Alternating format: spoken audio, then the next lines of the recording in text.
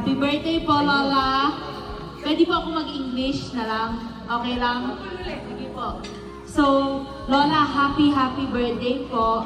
I wish you that this day is filled with love. And I wish many more years of good health, strength, and happiness po. Naalala ko po, malaking sacrifice po ginawa ni Lola nung bata po kami. Pumupunta po siyang London para tulungan po kami ni Mami. So she looked after me and gave me for what? Over 5 years po. Back and forth po siya from Philippines to London. Talaga po yung love niya at strength niya, it shaped my life po. So, Lola, I wish you many more beautiful years surrounded by the family who loves you. I love you, Lola. Si John Kenneth o si Aba po. Happy birthday, Lola. Occasionally po, di po talaga ako nagsasalita sa public. Same po kay Kuya.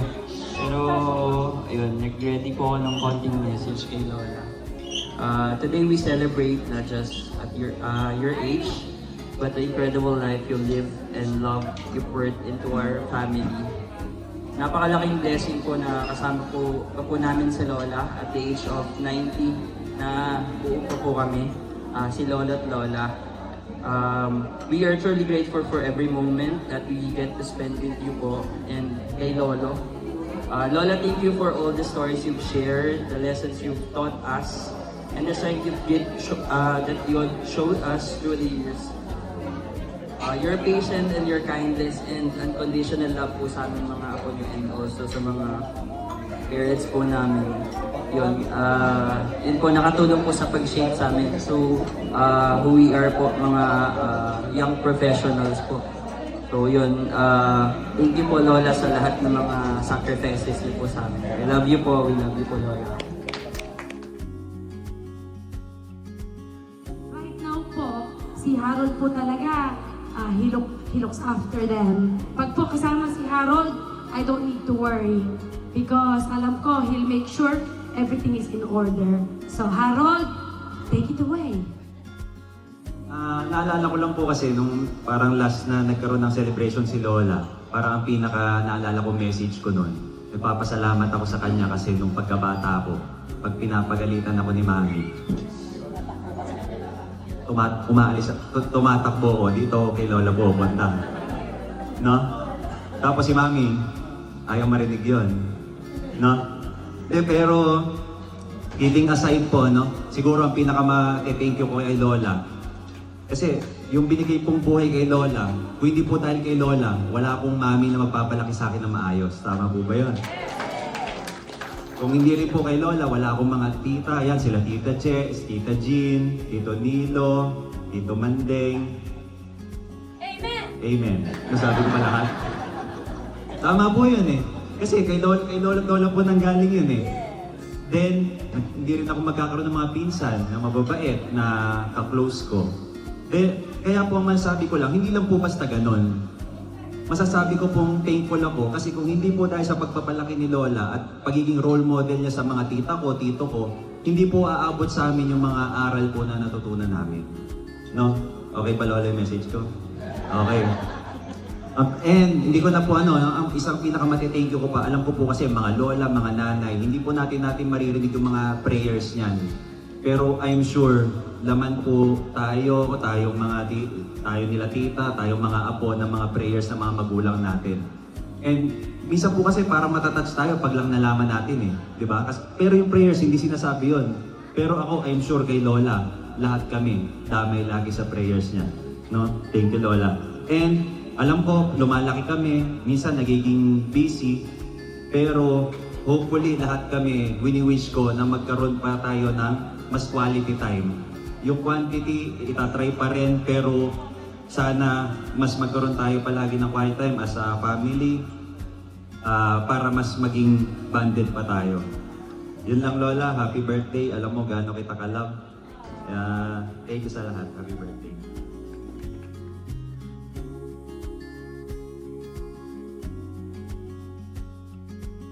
Kyle, do you have any message? Come on down, mate. Say say happy birthday to Lola.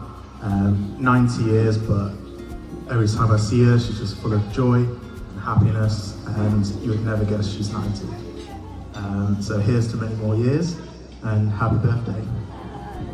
Ita-translate ko po yung sinabi niya. Sabi po niya, Lola, napakaganda mo. Sing ganda ka ng buso mong anak.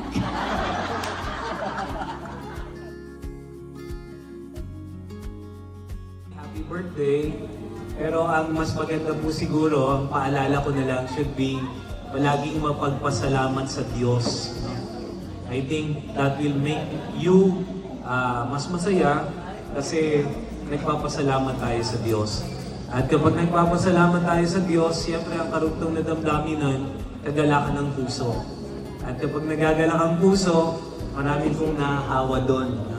Kapag ka nakangiti kayo, nakatawa kayo palagi, I think the very blessing ng pasalamat sa Diyos will be mas marami ang makikinabang. Kaya Nay, happy birthday and be more thankful sa bagay sa edad niyo po. Talagang dapat puro pasalamat na lang. No? And because of that, dahil puno ng pasalamat, ang pagpasok ng kagalakan ay nasa pamilya din po. Happy birthday! Talaga pong hindi pwedeng hindi ako pumunta kasi 90th niyo po eh. Na-traffic ko ako sa Bandipuente isang oras. Sabi ko, hindi pwede. Bumalik ako, punta ako ng Vergara para lang makarating dito sa inyo. At binabati ko po kayo. Kanina umaga po sa misa, pinagdasal ko po kayo sa misa ko kanina. Salamat, umabot kayo ng 90th. Patunay lamang na mabait kayo. Apo. Sapagkat ang buhay ay grasya. Yan po ay regalo ng Diyos. At nasa Biblia po yun na kapag mahaba ang buhay ay pagpapala. Kaya salamat sa pagpapalang ito ng Panginoon. At hindi lang po yun, sapagkat kayo din ay naging pagpapala. Pinapakinggan ko yung kwento ng inyong anak kanina ni Annie.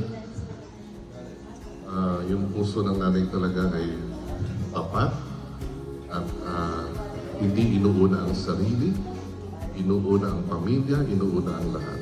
Kaya salamat nanay, sapagkat muli, alam ko kami nakapakinig sa mga kwentong ito ay inspired na sa gabing ito, uuwi at muli ay magpapanibago na aming mga pangako sa buhay. Happy birthday nanay, God bless you, God bless you. Katulad po ng sabi nila, natutuwa kami dahil nakikita namin na encourage at ito po sa pa. Kasi yung nanay ko po, 86 pa lang, bedridden na siya dahil hindi na kami kilala. Pero masarap na rin dahil kasama pa rin namin siya. Kaya napakaswerte din po. Hindi lang sabi nga ni Madam Peng, mayaman na kayo. Hindi lang po sa material, pati po sa mga anak. Kaya nakita namin kung paano yung pagmamahal ng mga anak niyo sa kanilang mga magulang. Ganon din po yung sa inyong mga apo. Sana nanay, manatili kang malusog. More TikTok pa. Sabi sa iyo namin. Alam namin na kaming mga kaibigan ni Annie, nagmamahal sa inyo. I love you, Nay. Happy birthday. Happy birthday, love you. Yun ang message ko sa'yo. Sana tumagal ka pa hanggang 100 or more than 100. Gusto mo ba more than 100? Ha? More than 100 gusto mo? Buti ni Nanay Gloria yun kasi para sa 100,000 lang. Ulila na po ako eh. Wala na akong magulang. Yung pangasawa ko po si Marcia, isa sa nakilala ko at pinagpapasalamat ko. Nakilala ko si Tata Tony at si Nanay. Sila, nakita ko sa kanila kung ano ang tunay na definition ng magulang. Pagpaparaya. Wala namang ibang kahulugan ng pagiging magulang kundi ang magparaya. Na makita mo yung mga anak mo na lumalago, namumulaklak. Hanggang sa dumating yung panahon na yung puso ng mga magulang ay very proud na sa naabot ng mga anak. Pag nakita nila yon na may narating ang kanilang mga anak, yun na rin ang bubuo sa kanilang pagkatao bilang isang magulang. Yun ang magbibigay sa kanila ng saya. Yun ang magbibigay sa kanila ng kahulugan na sinasabi ni Viktor Frankl. Yung kahulugan. Dahil sa kahulugan na nakuha nila mula doon sa tagumpay ng kanilang mga anak, yun ang magbibigay sa kanila ngayon ng saya. Saya na hindi matutumbasan. Nanay Gloria, maligayang araw. Good evening po. Nanay, happy birthday po. Sa maitsing panahon na magkakilala sa inyong pamilya, ay para magkaroon ako ng bagong kapatid. Wala na ba ako sila umabot? Kaya makikinanay na po kay Annie. Sana lagi kang masaya at healthy. Maraming taon ka pang makasama. Thank you po. Sana maraming taon pa na ma-enjoy mo yung samahan natin sa Ugalisuso. Imagine, ilang years na tayo? Less than 50 years. Imagine, kami na lang ang natitira na grupo. Talagang si Maring Gloria, siya ang pinakananay, siya ang talaga lahat. Siya ang pinag-ibisisyon namin, and then sasabihin sa amin, bahala na kayo, basta ako, susundin ko ang mga gusto ng grupo.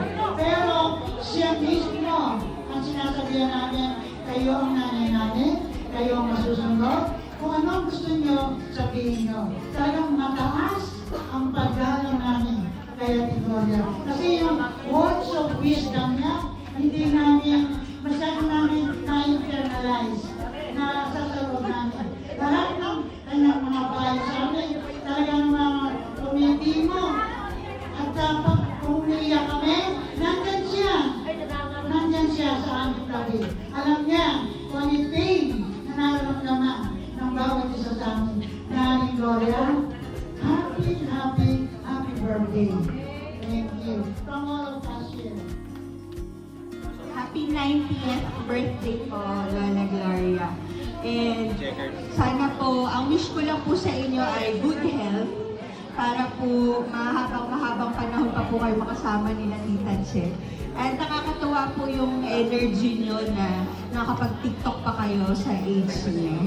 Nakakapag-Facebook Live pa po kayo. Inaabangan po namin lagi yun. God bless po. Happy birthday, Ateng. Sana bigyan ka ni Lord na maraming birthday. Tsaka lagi kang masaya. Lagi kang gagabayan ni Lord. Sana lagi kang dito sa mga happy birthday, Ateng. Mabuhay ka kung gusto mo. Sana ay pagpatuloy ng Panginoon Diyos ang iyong buhay na katampusan. At salamat sa pagpapauto mo na ako nag-aaral. Kasi kung wala akong baon, punta ako sa iyo. Tsaka yung tinatayin mo mga damit sa akin. Salamat din na. Happy birthday. Nanay Gloria. Kaya po yung pangalan ng resort ko, kay Villa Gloria, dahil po yung nanay ko is Gloria. Kaya nanay, happy birthday. Birthday. Wish ko lang sana ay pagkaroon ka pa ng maraming kaarawan na darating at maging malakas palagi at ilayo sa anumang karamdaman at mahabang buhay. I love you. Happy birthday. Sana bigyan ko ka ng maraming birthday para maraming pang ganitong happenings na magkakasama tayo. Dagdagan nyo pa yung pagmamahalan ni Tata Tony kasi hindi nagpapalakas sa inyo. Happy birthday, Nana. I love you. Happy birthday! Thank you! I love you! Isang magandang kalusugan at matagal na tayo magsasama. I love you, Ateng.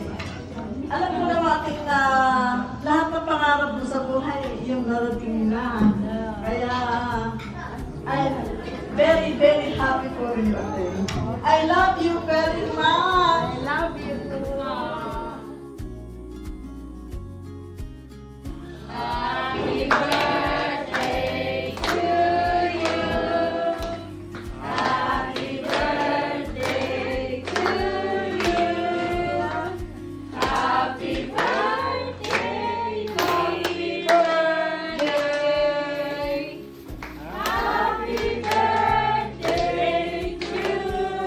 One more time. Happy birthday to you. Happy birthday to you. Happy birthday, happy birthday, happy birthday to you.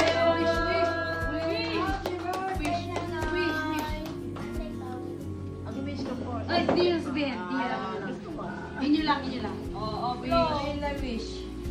Di pwedeng i-chismis. Happy birthday! Thank you sa inyo lahat. Happy birthday, mga anak. Guys, sa ako nyo. Malaki!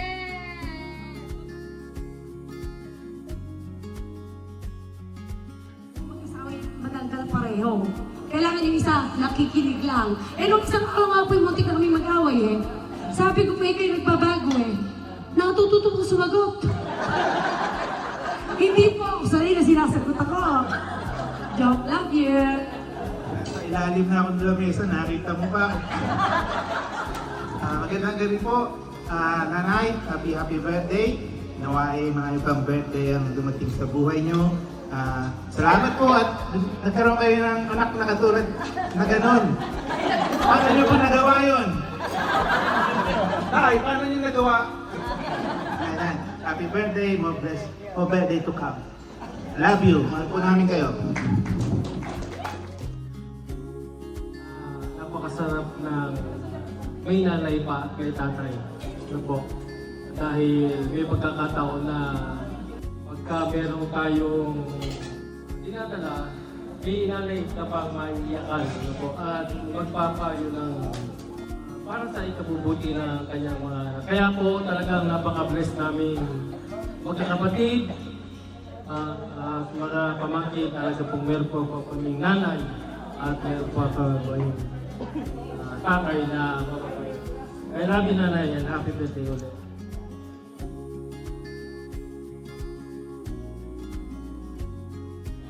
Happy birthday, nanay. More birthdays to come. Love you po. Pinakamahaba po ito. Sagot ako ni Aba. Hindi sa nanay, sa lahat po ng mga pagtitiis. Totoo po ng araw, ang aming nanay, mapagkaroon lang kami. Nananay siya sa bangba. Ako naman po nun, tapos na ako ng civil engineer. Sa awa ng Panginoon, kahit medyo mahina ang ulo, nakatapos din ng hininyero. Nung po siya nagtatrabaho sa Manila, at ako'y nagtatrabaho rin sa Manila, bilang purchaser ng Southridge School, exclusive school for boys, kahit po ako'y nagtatrabaho na kung malaki kalukuhan ko, nag-ihingi pa rin ako sa nanay ko ng pera. Kasi alam niyo, malaki kalukuhan. Pero, to make the long story short, dumating nga po itong pagkakataon na ito. Dahil kay Father Aldrin, kaya ngayon po ay naglilingkod sa simbahan at patuloy na maglilingkod. Kaya nanay, sana humaba pa yung buhay upang makabawi naman ako sa mapagkukulang sa inyo ni tatay. I love you, nanay!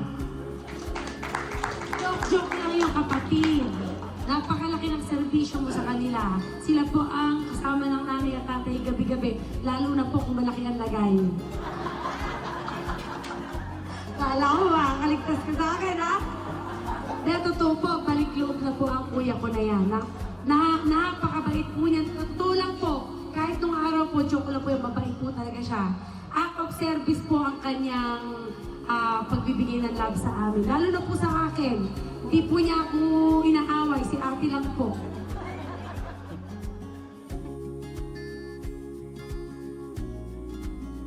Nanay, yung mga tissue niyo po, ipaglalabas niyo na po. Yung violin, papasukin na. Nanay, magsiserious ako. Napakalaki po ng utang na loob ko sa aking nanay. Alam niyo po, lagi ko nadidinig, oh, matalino si Susie. Oh, si Susie, napakagaling yan. Ang magaling po yung nanay ko. Alam niyo po, hindi pa po yata siya nakatapos ng grade 1. But she self-learned po how to read and write. Natuto po siyang manhi. Natuto siyang mag-pattern. At ngayon po, nagpe-Facebook pa. Nagmamay story, may sound pa. Aba, nung minsan po, sabi ko, nanay, totoo po ito, Ate Linda, hindi po ako nagsisip-sip po, totoo to. Sabi ko, nanay, nasa Crystal Wave ka ba? Eh, bakit anak? Eh, naka-check-in ka ako eh. Sa Facebook po, naka-check-in. Eh, ba't ka? Eh, anak, nakita ko check-in Crystal Wave, pipilin ko. Buti na lang po, hindi nagpa-Facebook ang tatay ko. Eh, baka akalay nag-short time.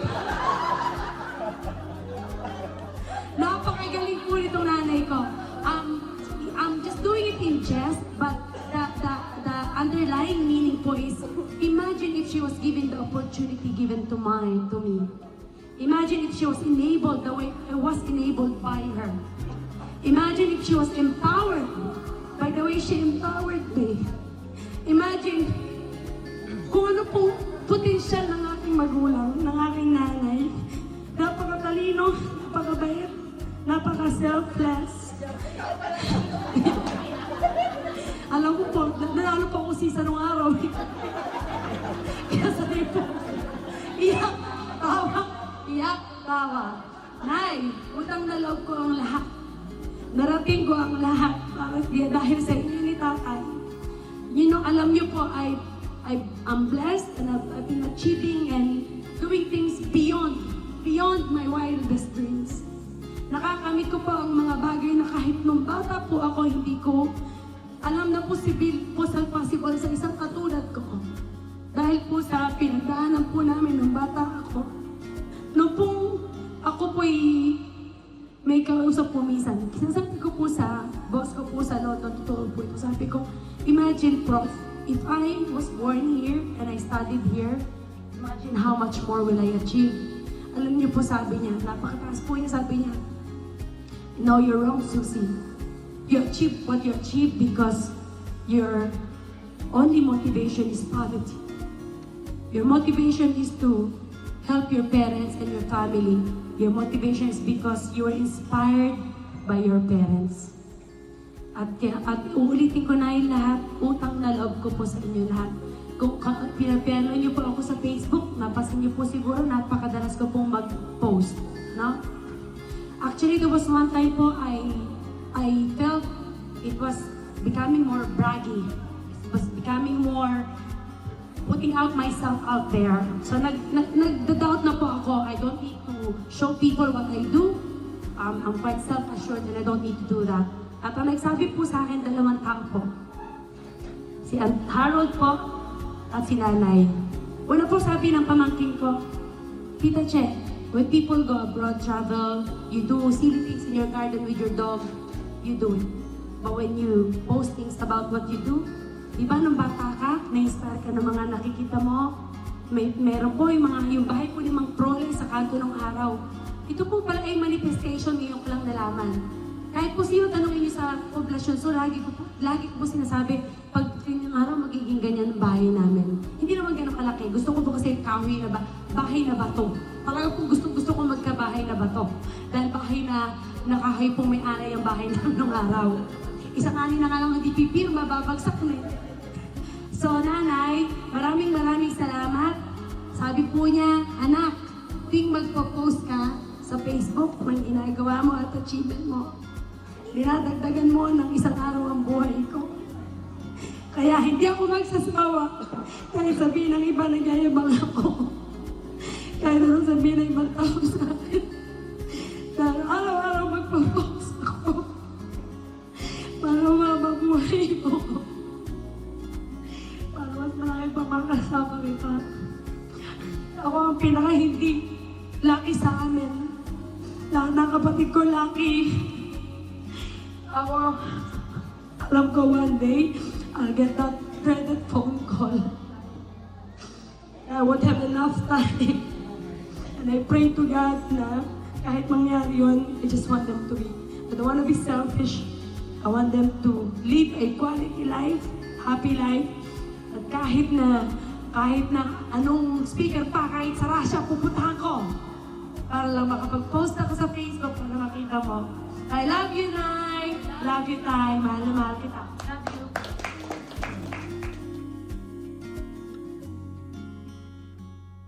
Aking pong ate na napakaganda. Parang si Vilma Santos tunay. Siya po ang second birthday celebrator.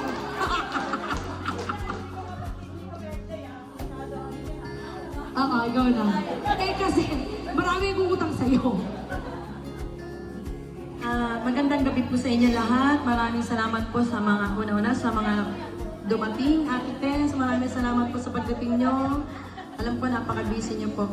At sa lahat po ng mga narito, kayo po ay piling-piling bisita namin. Sapagkat talagang ang araw po na ito ay ginawa naming intimate para kay nanay. Alam ko, hindi po ako ganun kagaling magsalita tulad ng kay Cheche. At nasabi na rin naman po nila kung gaano kaulirang ina ang aming nanay. Yan po ang talagang maipagmamalaki ko.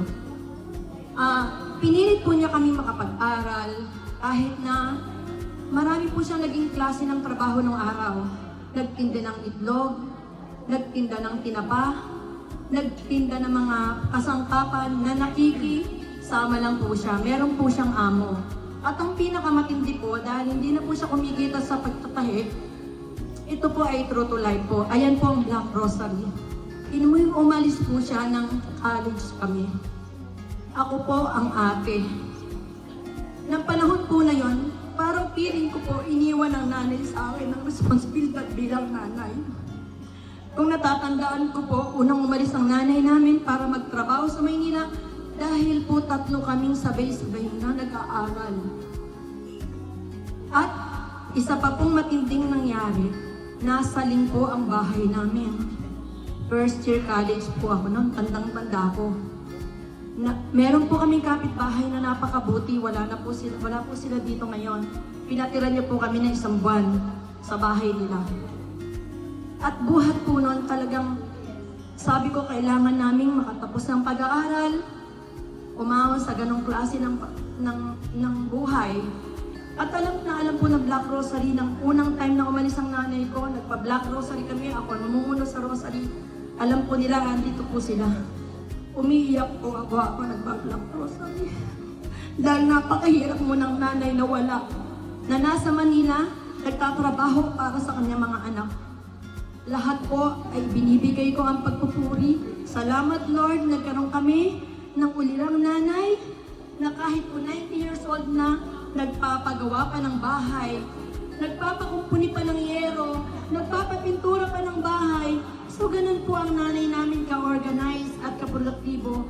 Kaya very blessed po kami, binigyan kami ng maganda, matalino, at mabait at responsableng nanay. Nanay, mahal na mahal ka namin. Alam ko na masaya ka, na nakita mo ang mga anak mo at mga apo mo, at ang magiging apo mo pa sa tuhod. Sana. Maraming salamat nanay sa pagpapalaki sa amin, sa pagpapaaral sa amin. Alam ko, kung hindi ka mahilig magpaaral, siguro hindi ganito ang buhay namin. Maraming salamat at maraming salamat po sa inyong lahat na mga dumala po sa bisita, dumala po sa pagdiriwang ng birthday ng aming nanay. Maraming salamat po. Maraming salamat nanay.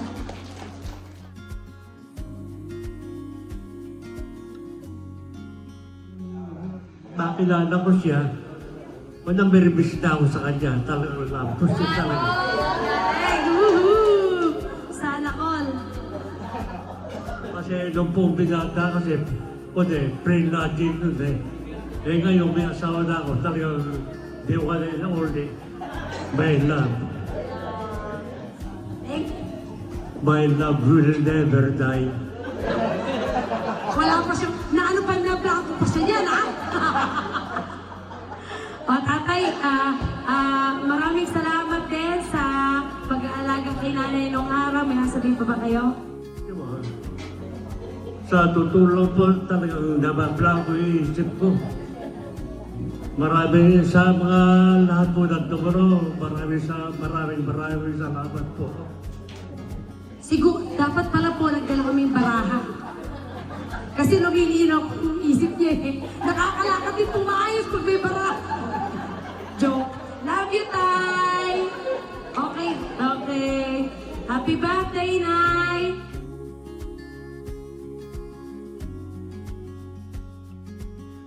Good morning from Hong Kong. 4.7. Bye-bye. Gaby, love you. Thank you, Take care. Ewan ko kung nalamdaman ng mga taga...